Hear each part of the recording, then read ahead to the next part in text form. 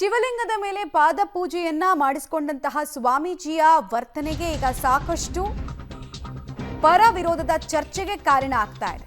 ಶಿವಲಿಂಗದ ಮೇಲೆ ಕಾಲಿಟ್ಟು ಪಾದ ಪೂಜೆಯನ್ನು ಸ್ವಾಮೀಜಿ ಮಾಡಿಸಿಕೊಂಡಿದ್ದಾರೆ. ಪ್ರಾಣ ಪ್ರತಿಷ್ಠಾಪನೆಗೆ ಸಿದ್ಧಗೊಂಡಿದ್ದ ಶಿವಲಿಂಗದ ಮೇಲೆ ಕಾಲಿಟ್ಟು ವಿವಾದಕ್ಕೆ ಕಾರಣ ಆಗಿದ್ದಾರೆ. ಪಂಚಗೃಹ ಹಿರೇಮಠದ ಪೀಠಾಧಿಪತಿ ಸಿದ್ದವೀರ ಸ್ವಾಮೀಜಿ ಅವರು ಎಡವಟ್ಟು ಮಾಡಿಕೊಂಡಿರೋ ವಿಚಾರಕ್ಕೆ ಸಂಬಂಧಪಟ್ಟಂತ ಡೀಟೇಲ್ಸ್ ಇದು. ಕಲಬುರಗಿ ಜಿಲ್ಲೆಯ ಚಿತ್ತಾಪುರ ತಾಲೂಕಿನ ಲಿಂಗಾವ ಗ್ರಾಮದ ಮಠ. ಶಿವಲಿಂಗದ ಮೇಲೆ ಕಾಲಿಟ್ಟ ಸ್ವಾಮೀಜಿಗೆ ಭಕ್ತರಿಂದ ಪಾದ ಪೂಜೆ ನೆರವೇರಿಸಲಾಗಿದೆ. ಶಿವನ ಭಕ್ತರಿಂದ ಸ್ವಾಮೀಜಿಯ ಪಾದ ಪೂಜೆಗೆ ಸಾಕಷ್ಟು ವಿರೋಧ ವ್ಯಕ್ತ ಆಗಿದೆ. ಸಂಪ್ರದಾಯದಂತೆ ಪೂಜೆ ಸಲ್ಲಿಸಲಾಗಿದೆ ಅಂತ ಮಠದಿಂದ ಸ್ಪಷ್ಟನೆ ಸಿಗ್ತಾ ಇದೆ.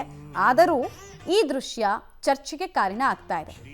ಶಿವಲಿಂಗದ ಮೇಲೆ ಕಾಲಿಟ್ಟು ಪಾದಪೂಜೆ ಮಾಡ್ತಾ ಇರೋದ್ರಿಂದ ಶಿವನಿಗಿಂತ ದೊಡ್ಡವರ ಈ ಸ್ವಾಮೀಜಿ ಅನ್ನೋದು ಸಾಮಾಜಿಕ ಜಾಲತಾಣದಲ್ಲಿ ಹಲವರು ಕೇಳ್ತಾ ಇರುವಂತಹ ಪ್ರಶ್ನೆ.